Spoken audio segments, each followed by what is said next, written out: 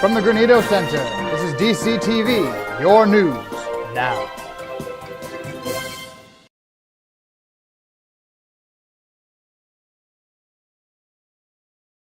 Welcome to DCTV, your news now. I'm Aaron Hassan. I'm Asia Payas, and here are today's headlines.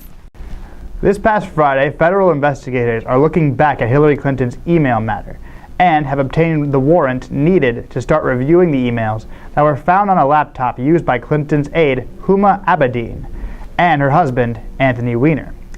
FBI Director James Comey told Congress Friday that the agency was again reviewing emails related to Clinton's personal server, after they learned of additional information that might be relevant to the case.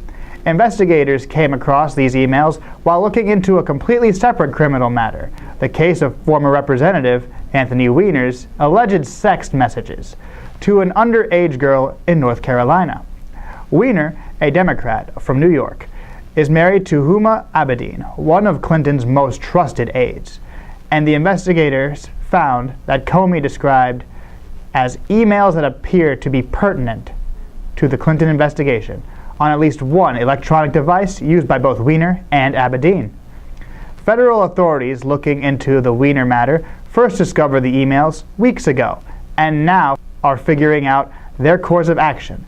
With just essentially a week left in the presidential race, the national polls show Clinton's numbers drop due to the reopening of this case, making this election a close call.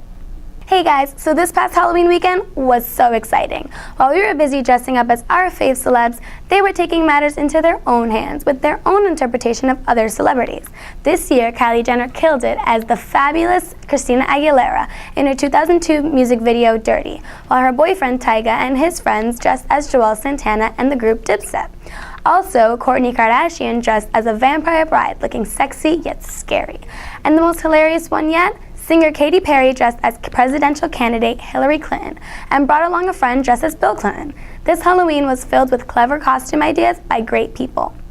In other news, who remembers the Disney Channel hit TV show That's So Raven? Well, if you loved it as much as I did, you would love to hear the good news. Raven-Symoné stated on The View that there will be a spin-off of the original show being shown on Disney. Symoné states the show will be starring her, a divorced single mom, raising her two preteens while helping one of them who inherited her psychic abilities. Totally excited to see the outcome of this new series. Now to Hannah. Hey everyone, so congrats on getting through the stress of midterms. We're now in November, which is so crazy because it feels like the semester just started. There are a lot of really great events going on this month, all leading up to Thanksgiving break. For starters, CAB's annual talent show is Friday, November 11th at 7 p.m. in St. Dominic's School Auditorium. Come support your fellow Chargers. This Saturday, November 5th, join CAB as we watch the Army Black Knights take on the Air Force Falcons in West Point. Spaces are limited and tickets are $25 for students and $49 for faculty, staff, and alumni. Cash, DC-1, credit card payments are all accepted. If you are paying cash or DC-1, your payment is due promptly after you sign up. You must go to the office, swipe your DC-1 card for DC-1 payments. Cash payments should be put in an envelope with your name, phone number, and the event title clearly written on the envelope.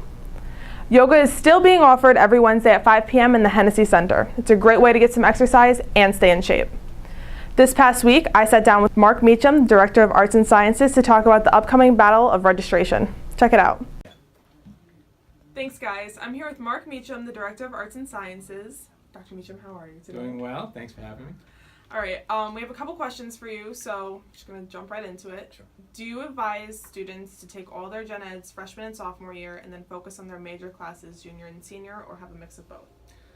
Usually I think it's better to take a mix of both. The purpose of the gen ed courses are so that you kind of see development through the 4 years. So you don't want to just have your major classes left to the end. There should be some gen ed classes you're taking at the beginning and some you're taking your senior year.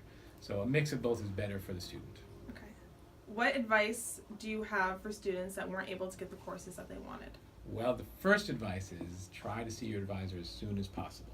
Earlier you make your appointment and the earlier you register, the more likely you get the classes you want. So that's the first piece of advice. And if you do see them early and the course is full or there's some registration issue, then the problem is resolved by going to see your advisor finding another course that would fit those needs, or making sure schedule-wise you can take that class another semester. And what do you suggest students do if 2 courses that are required are offered at the same time? That rarely happens, but when it does, what I would suggest is talking to your advisor and talking to the instructor of the course or courses and seeing if there is a solution, or seeing how often those courses rotate, and then deciding based on that which ones you need to take now and which ones you know you'll see next semester or next year, so that you can alternate those 2 courses. Thank you. You're welcome. Back to you guys. The Supreme Court this past Friday are set to tackle the controversial issue of transgender rights. This case is going to try to solve a major social policy issue. The justices said Friday they will hear the appeal from the Gloucester County School Board sometime next year. The High Court's order means that the student, Gavin Grimm, will not be able to use the boys' restroom in the meantime. Grimm, a 17-year-old high school senior, was born a female but identifies as male. He was allowed to use the boys' restroom in his high school for several weeks in 2014. The justices will consider a Virginia school district's challenge to President Obama's administration's guidelines, requiring that the school allow the transgender students to use restrooms matching their gender identity rather than their biological sex. That's it for today's edition of DCTV. I'm Asia Paez. And I'm Aaron Hassan, and from all of us in the studio, have a great day.